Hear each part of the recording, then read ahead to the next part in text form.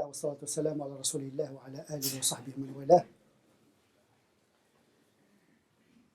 Cheikh l'Islam, le savant de l'islam,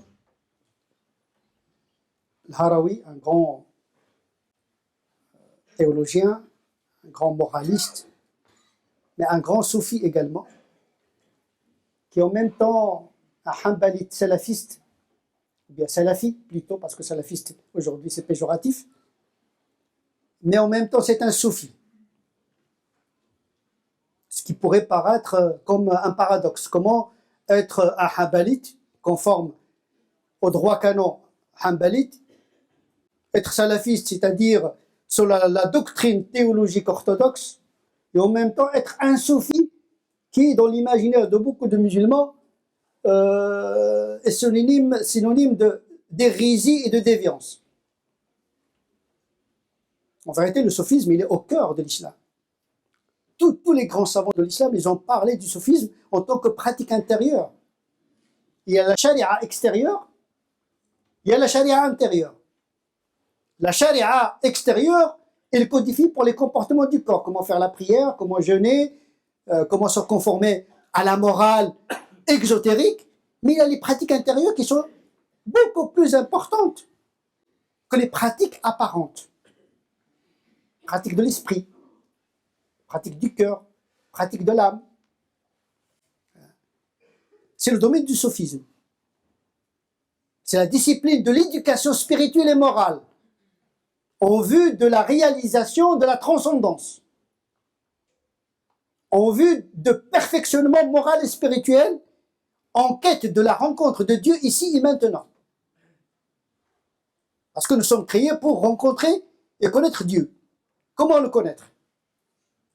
En croyant en lui, en suivant son chemin, mais également en ayant la tension intérieure de le rencontrer ici et maintenant. Et la tauba est une de ces étapes dans la marche vers Dieu. Elle admet un côté apparent, la tauba, à travers l'istighfar, à travers la rectitude du corps, mais elle admet surtout un état intérieur. Al-Harawi, il résume les conditions du repentir en trois conditions. Première condition, c'est le regret. Et le regret, c'est un état intérieur.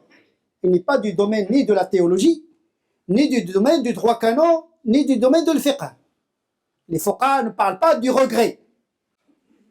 Ils parlent de la conformité exotérique, du repentir conforme aux pratiques extérieures. Mais les états intérieurs, ce n'est pas leur domaine, c'est le domaine du sophisme, comme une éducation spirituelle et morale. À ne pas confondre le fiqh et l'akhlaq. Le droit canon, ce n'est pas forcément la morale. Parce qu'on peut être dans la légalité, mais pas dans la moralité, et vice-versa. On peut être dans la moralité, mais pas forcément dans la légalité, parce que le légal, il juge ce qui est extérieur. Le moral, il vise le comportement intérieur.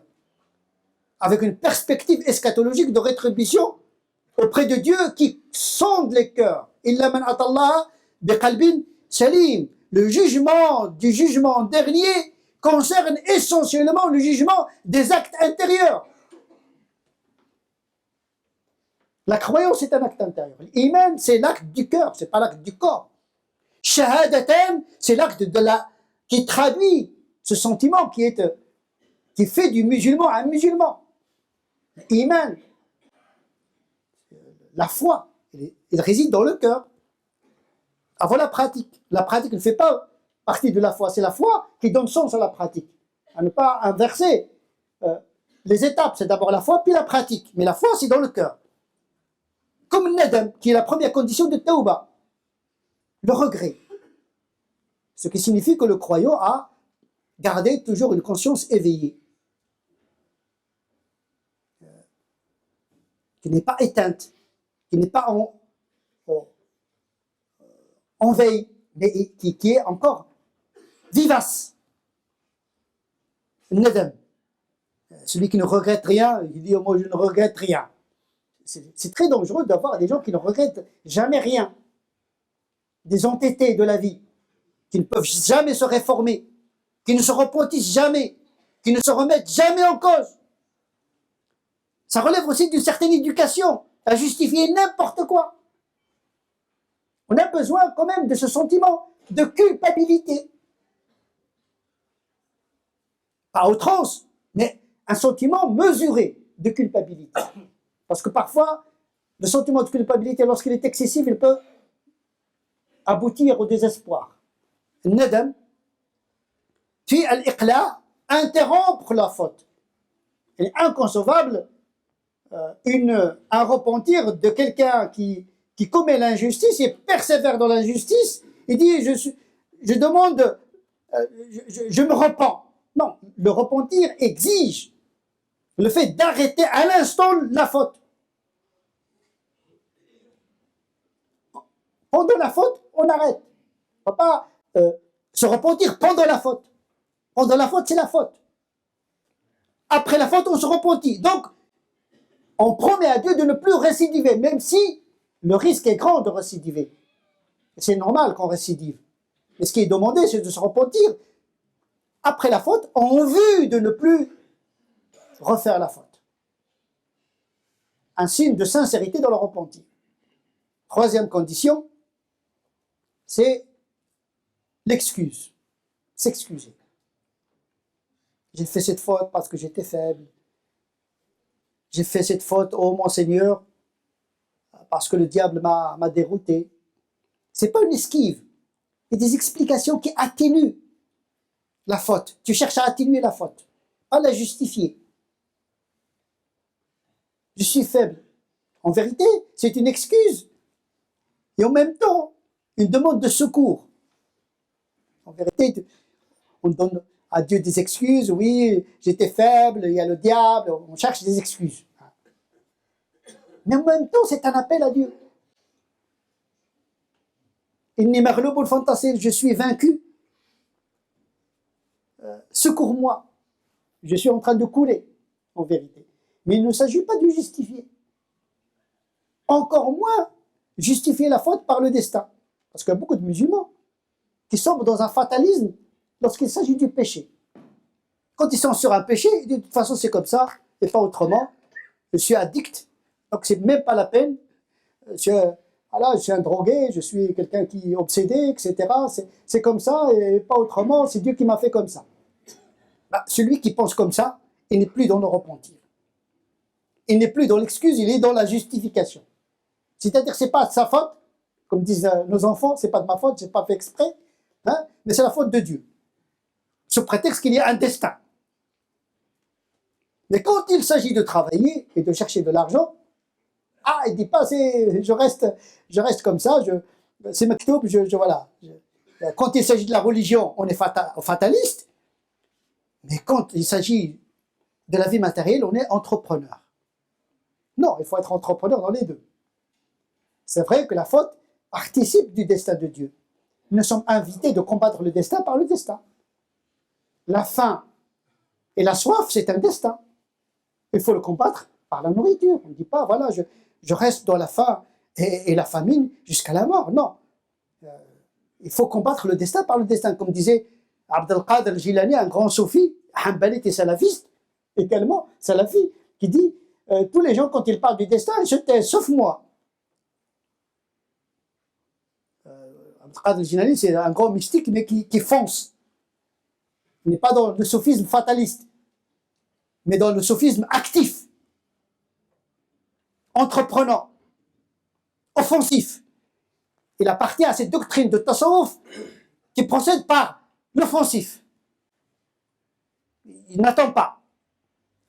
Abd al-Qadir, Qadir, il est le serviteur de celui qui est puissant, donc il doit être puissant, à l'image de son Seigneur. Donc il y a plusieurs doctrines. Il y a la doctrine du sophisme qui se laisse emporter par le destin, et il y a le sophisme qui combat le destin. Mais les deux méthodes peuvent aboutir en vérité à Dieu. La première, elle est liquide. La deuxième, elle est solide. La démarche de Abd al-Qadir al-Jilani, elle est un peu solide. Elle dit, le destin, moi, je fonce. فنازعت أقدار الحق بالحق والمسلم من يكون منازعا للقدر لا من يكون مستسلما له كل الناس الناس إذا ذكروا القدر أمسكوا إلا أنا فتحت لي فيه روزنة فنازعت أقدار الحق بالحق والرجل من يكون منازعا للقدر لا من يكون مستسلما له. عبد القادر الجيلاني c'est une référence mystique pour Cheikh l'Islam Ibn Taymiyyah et pour Ibn Qayyim al-Jawziyya qui sont deux références essentielles du salafisme. Et Cheikh l'Islam Ibn Taymiyyah il dit oui, il a raison. Ibn Taymiyyah il dit que Abd al-Qadir il a raison. Il faut combattre le destin par le destin. Puisque le prophète sallallahu alayhi wa sallam elle a dit aux gens qui lui ont posé la question sur la médicalisation, est-ce qu'il s'oppose au destin de Dieu? Il a dit non, ça participe du destin de Dieu. La maladie, c'est un destin. Il est écrit, la maladie. Mais on peut changer l'écriture par l'entreprise. On combat le destin par le destin. Et donc, il a dit oui, le Cheikh l'Islam, il a dit oui, il a raison de combattre le destin. Et Abd al-Qadir al-Jilani, dans son aphorisme, il dit que le musulman, c'est celui qui combat le destin, pas celui qui s'y soumet. Mais attention, il ne s'agit pas de contester Dieu, mais de changer le destin par le destin de manière légale. Il ne s'agit pas d'être en révolte contre Dieu, mais d'emprunter les lois du changement. Parce que nous sommes libres, donc responsables de notre destin d'une certaine manière. Sauf si nous avons épuisé notre énergie. Notre intelligence est limitée, notre force physique s'est épuisée. Là, on peut se justifier. Et d'ailleurs, la nécessité fait loi. Quand on est épuisé devant une entreprise, on ne peut pas la surmonter pour des raisons génétiques, physiologiques, biologiques, pour des déterminismes quelconques, pour un dysfonctionnement mental, etc. Là, c'est un destin efficient. Mais il y a des destins qu'on peut changer. C'est dans cette marge de manœuvre que nous sommes responsables aux yeux de Dieu le jour du jugement dernier. Si la faute participe du destin de Dieu, il faut qu'elle soit réparée par le repentir. Et le repentir fait partie également du destin, une arme que Dieu nous a donnée.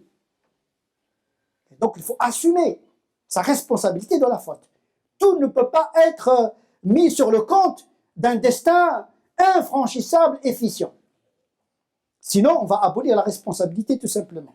Dire que tout est écrit, tout est déterminé par Dieu et qu'on n'est pas libre, ça ne rime à rien. On va abolir la morale, on va abolir le droit, on va abolir la responsabilité devant Dieu le jour du jugement dernier. Non, nous avons une responsabilité. On ne peut pas dire parce que j'ai fait une faute, parce que je suis addict de cette faute, que ça m'affranchit de ma responsabilité. Et d'ailleurs, quand on atteint ses limites morales, il faut appeler Dieu au secours, tout simplement. La prière peut changer notre destin. Le prophète sallallahu alayhi wa sallam a dit que le dua peut atténuer, peut suspendre l'épreuve. Mais le péché, c'est une épreuve. C'est une calamité morale. Quelqu'un qui est en infraction par rapport à la morale, il est dans une musiba. Il est dans une catastrophe pour lui, pour sa santé, pour sa famille, pour la société, sans parler des conséquences dans le delà. En effet, parmi les exigences de Tawbah, c'est d'espérer en une récompense dans le delà. C'est ça qui fait la différence entre la morale laïque et la morale religieuse. La morale laïque exige la conformité pour la conformité. En vérité, nous partageons une partie de cette morale avec les laïcs.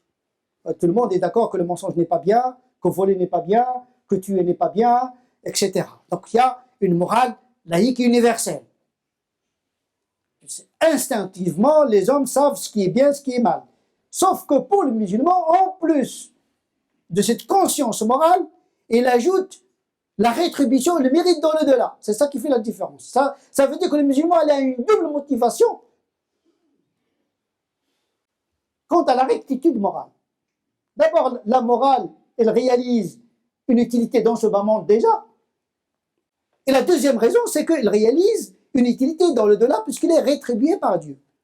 Une récompense matérielle et psychologique et symbolique dans ce bas monde, parce que Dieu n'ordonne pas le façade. Quand il nous interdit quelque chose, c'est pour notre intérêt, déjà dans ce bas monde, pas uniquement dans l'au-delà. Deuxièmement, c'est qu'il y a un intérêt dans l'au-delà, donc une double motivation. Normalement, le musulman, de par sa foi, il doit être plus droit que le reste de l'humanité. Parce qu'il a une double motivation. Et que la faute, elle est fatale pour lui dans ce bas monde, mais elle peut être fatale dans l'au-delà également pour lui. Donc il a une double motivation pour se repentir afin de réparer ce qui a été brisé en matière de morale à travers le repentir. نسأل الله عز وجل أن يجعلنا من الذين يستمعون القول فيتبعون أحسنه أولئك الذين هداهم الله وأولئك هم أولو الألباب. اللهم اهدنا فيمن هديت وعافنا فيمن عافيت وتولنا فيمن توليت وبارك لنا فيما أعطيت وقنا واصرف عنا شر ما قضيت فإنك تقضي ولا يقضى عليك وإنه لا يذل من واليت ولا يعز من عاديت تباركت ربنا وتعاليت. اللهم من أراد بهذه البلاد وبالمسلمين خيرا فوفقه لكل خير ومن أراد بهذه البلاد وبالمسلمين شرا فاكفنا شره بما شئت وكيف شئت. اللهم صل على سيدنا محمد وعلى آل سيدنا محمد كما صليت على سيدنا إبراهيم وعلى آل سيدنا إبراهيم وبارك على سيدنا محمد وعلى آل سيدنا محمد كما باركت على سيدنا إبراهيم وعلى آل سيدنا إبراهيم في العالمين إنك حميد مجيد. سبحان ربك رب العزة عما يصفون وسلام على المرسلين والحمد لله رب العالمين.